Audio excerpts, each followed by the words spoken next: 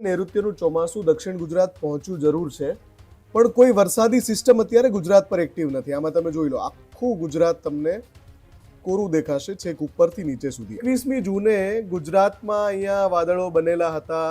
આ આખો વિસ્તાર છે જેમાં દક્ષિણ ભારત આખું આવી ગયું. મધ્ય ભારતમાં પણ મધ્યપ્રદેશ ને છત્તીસગઢ, ઝારખંડ સુધી, બિહાર સુધીનો વિસ્તાર છે. ઉપર આખું ઉત્તર ભારત વાદળોથી છવાયેલું દેખાય છે. 4 દિવસ પછી પરિસ્થિતિ જુઓ તો આખી સિસ્ટમ વિખાઈ ગઈ છે. માત્ર થોડી જે અહીંયા મહારાષ્ટ્ર અને ગોવા અને જે દક્ષિણ ભારતના રાજ્યો છે એની આસપાસ એક વાદળોની આખી સિસ્ટમ દેખાય છે. અહીંયા પણ ખાલી દેખાય છે. આ પરિસ્થિતિને આ પરિસ્થિતિમાં 4 જ દિવસમાં લાવવા પાછળ એક મોટું કારણ સુપર અલ્નીનો છે. સુપર અલ્નીનોથી ડરવું એટલા માટે જ પડી રહ્યું છે. 2027ના અંત સુધી આ જ રીતે બની ગયેલી વરસાદી સિસ્ટમને સુપર અલ્નીનો ખેરવતો રહેશે. એટલે કે સુપર અલ્નીનો આ જ કામ કરે છે, આવી બનેલી વરસાદી સિસ્ટમને ખોરવી નાખે છે. આ બે તસવીરો સ્પષ્ટ કરી રહી છે કે સુપર અલ્નીનો એની અસર દેખાડી રહ્યો છે. કમનસીબે 2027ના અંત સુધી આવું જ થવાનું છે.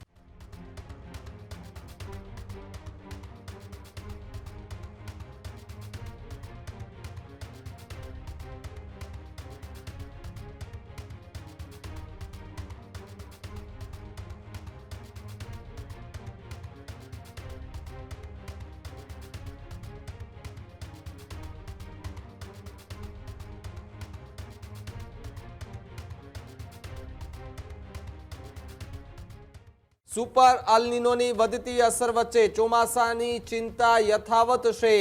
4 દિવસ પહેલા જોરદાર બનેલી સિસ્ટમ આજે ખોરવાઈ ગઈ છે. ગુજરાત પર આગામી 24 કલાકમાં વરસાદ જેવી સ્થિતિ ન દેખાય. આખા ગુજરાતના આકાશ પર વરસાદી સિસ્ટમ જ ગાયબ થઈ ચૂકી છે. 4 દિવસ પૂર્વે વાદળોથી ઘેરાયેલું આકાશ અચાનક સાફ થઈ ચૂક્યું છે. આકાશમાંથી વાદળો સાફ થવાને સુપર અલ્નીનોનો સંબંધ પણ ગણવામાં આવી રહ્યો છે. ગુજરાતની અંદર આગામી 24 કલાકમાં ક્યાંક ભારે વરસાદ ન પણ પડી શકે. ગુજરાત પર કોઈ સિસ્ટમ એક્ટિવ ન દેખાતા ભારે ચિંતાનો માહોલ છવાયો છે. 2027ના અંત સુધી અલ્નીનો પરેશાન કરશે તે વાત નક્કી માનવામાં આવી રહી છે. એક કરતાં વધુ ક્લાઇમેટ એજન્સીઓ જે છે ત્યાં વાતની પુષ્ટિ પણ કરી રહ્યા છે. લગાતાર 2 મહિના કરતાં વધારે સમયથી સુપર અલ્નીનો અને અલ્નીનોની વાત ન્યૂઝ રૂમ પણ કરી રહ્યા છે. 2 તસવીરો આપને ટીવી સ્ક્રીન પર દેખાતી હશે. 21 જૂન અને 25 જૂનની જે તસવીર હતી, આ તસવીરની અંદર માત્ર 4 દિવસનો ફેરફાર છે. કેટલા? માત્ર 4 દિવસના ફેરફારમાં ખૂબ મોટો આખો ફેરફાર થઈ ચૂક્યો છે. ક્લાઇમેટ આખું ચેન્જ થઈ ગયું છે. ચોમાસું ધીમે ધીમે નજીક આવી રહ્યું છે. આ દ્રશ્ય પણ તમે જુઓ કે જ્યાં દક્ષિણ ગુજરાતના 20% ભાગોની અંદર વરસાદી માહોલ છે. જ્યારે 21 તારીખના મેપની અંદર આખાય નકશામાં વરસાદ છે. જ્યારે 25 તારીખ આવતા આખાય ભારત પરથી આમ તો વાદળો જે છે તે હટી ચૂક્યા છે. જેનું કારણ અને જેનો સંબંધ આ સુપર અલ્નીનો સાથે માનવામાં આવી રહ્યો છે. એટલે કે સુપર અલ્નીનો વધુ ખતરનાક રીતે હેરાન કરી રહ્યું છે અને વરસાદી સિસ્ટમો જે બની રહી છે, જે વરસાદી વાદળાઓ બંધાઈ રહ્યા છે, તેને તોડવાનું કામ સુપર અલ્નીનો જે છે તે લગાતાર કરી રહ્યું છે. આના જ કારણે હવે જૂન મહિનો આમ તો 5 દિવસ રહ્યા છે પૂરા થવાના અને જુલાઈ મહિનો સ્ટાર્ટ થશે. જૂન મહિનો આખો પૂર્ણતાને આરે છે, છતાં ગુજરાતની અંદર સરેરાશ વરસાદની માત્રા પણ નથી નોંધાય. જુલાઈ મહિનામાં કેવું વાતાવરણ રહેશે એ પણ લગાતાર જે છે તે અમે માહિતી હવામાન વિભાગ પાસેથી લઈને આપ સુધી પહોંચાડી રહ્યા છે. પરંતુ મારા સહયોગી મુફદ્દલ કપાસી કે જેમણે અલગ અલગ ક્લાઇમેટની જે વેબસાઇટ હોય છે તેના ઉપરથી આખા આંકડાઓ સહિત જે મેપ છે કે જે 4 દિવસની અંદર કેવો ફેરફાર દેખાયો છે તેને લઈને આખી માહિતી જે છે તે એકઠી કરી છે. શું વધુ વિગતો એ અહેવાલની અંદર મળી રહી છે, જોઈએ એમાં. તો સુપર અલ્નીનોની અસરના કારણે ચોમાસું 25મી જૂને આ લેટેસ્ટ રિપોર્ટ આવી ગયો છે કે શું થઈ રહ્યું છે ચોમાસા સાથે. પહેલાં તો આપણે જોયું હતું કે યાર 14 દિવસ સુધી તેલંગાણા પાસે ચોમાસું અટવાયેલું હતું. પણ આ નવી 3 તારીખો જુઓ, 22, 23, 25, આ 3 દિવસના ગાળામાં અહીંયાથી ચોમાસું અહીંયા સુધી એડવાન્સ થઈ ગયું છે. એટલે જે 3 દિવસની ઝડપ છે એનાથી ખબર પડે છે કે રોકાયા બાદ ચોમાસું જે ગતિએ આગળ વધી રહ્યું છે બહુ જલ્દી એ અડધા ગુજરાતને કવર કરી લેશે. અત્યારે આપણે જોઈ શકીએ છીએ આ જેટલો ગ્રે એરિયા છે, આ ગ્રે એરિયા છે એમાં જ ચોમાસું ભારતમાં અત્યારે સક્રિય છે, નૈઋત્યનું ચોમાસું. પણ દક્ષિણ ગુજરાતમાં આપણે જોઈ શકીએ છીએ માત્ર આટલો હિસ્સો છે જ્યાં નૈઋત્યનું ચોમાસું પહોંચ્યું છે. અગેન આ 3 દિવસની જે ઝડપ છે, આ તમે સ્પેસ જુઓ, એ જોતા અડધા ગુજરાતને કવર કરવામાં કેટલા દિવસ લાગશે એનો તમે અંદાજો લગાવી શકો છો. હવે આ અત્યારે હમણાં થોડી વાર પહેલા જ જે ભારતનું જે કેન્દ્રીય હવામાન વિભાગ છે એમણે આ લેટેસ્ટ મેપ રિલીઝ કર્યો છે ચોમાસું કેવી રીતે આગળ વધી રહ્યો છે. એની સાથે સાથે સૌથી અગત્યની ઇમેજ જે આપણે હંમેશા જોતા હોઈએ છીએ કે જે વાદળો ઘેરાયેલા છે, સેટેલાઇટ ઇમેજ જેને ઇનસેટ 3DS ઇમેજ કહેવાય છે, એમાં આખું ગુજરાત કોરું કટ છે. આ પણ આજની જ ઇમેજ છે, અહીંયા તમે જોઈ શકો છો 25 જૂન 2026.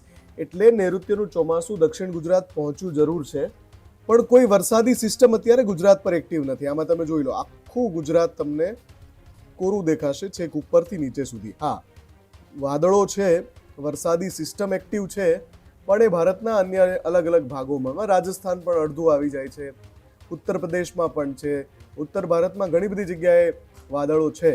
પણ હવે હું તમને જે બતાવીશ એ સૌથી ચોંકાવનારું છે. આખા આ રિપોર્ટની અંદર મારે 4 જ દિવસના ગાળાની આવી 2 ઇનસેટ 3DS સેટેલાઇટ તસવીર બતાવી છે જે કેન્દ્રીય હવામાન વિભાગ ચોમાસાની વર્તમાન પરિસ્થિતિને લઈને દર 24 કલાકે રિલીઝ કરે છે.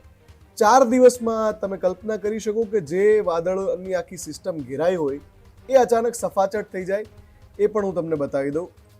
આ 2 તસવીરો છે, એક 21 જૂને રિલીઝ કરી છે, આ સત્તાવાર તસવીર છે કેન્દ્રીય હવામાન વિભાગની.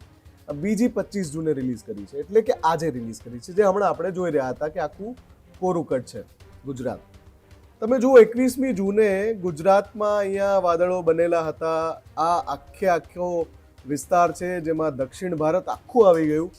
મધ્ય ભારતમાં પણ મધ્યપ્રદેશ ને છત્તીસગઢ, ઝારખંડ સુધી, બિહાર સુધીનો વિસ્તાર છે. ઉપર આખું ઉત્તર ભારત વાદળોથી છવાયેલું દેખાય છે. 21મી જૂને આ રીતે એક આખી વરસાદી સિસ્ટમે ભારતના આકાશને ઘેરેલું છે. કેન્દ્રીય હવામાન વિભાગની સેટેલાઇટ તસવીરમાં સ્પષ્ટ દેખાય છે. 4 દિવસ પછી પરિસ્થિતિ જુઓ તો આખી સિસ્ટમ વિખાઈ ગઈ છે. માત્ર થોડી જે અહીંયા મહારાષ્ટ્ર અને ગોવા અને જે દક્ષિણ ભારતના રાજ્યો છે એની આસપાસ એક વાદળોની આખી સિસ્ટમ દેખાય છે. અહીંયા પણ ખાલી દેખાય છે.